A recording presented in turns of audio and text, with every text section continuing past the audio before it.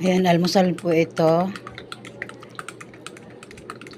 Ito lang po yung almusal ko kasi hindi po ako pwedeng magkanin sa maga. Tinapay naman yan, carbohydrates din naman.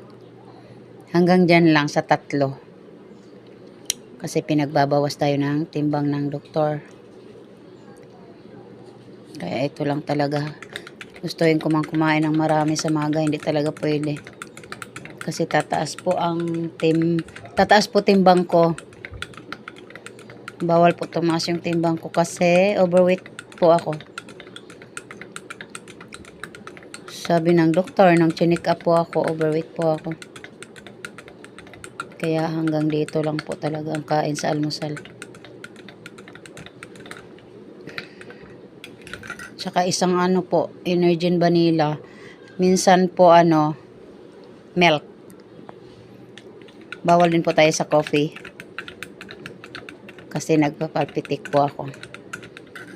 Good morning to each and everyone. Musta po kayo? Happy Monday po. Bye bye po.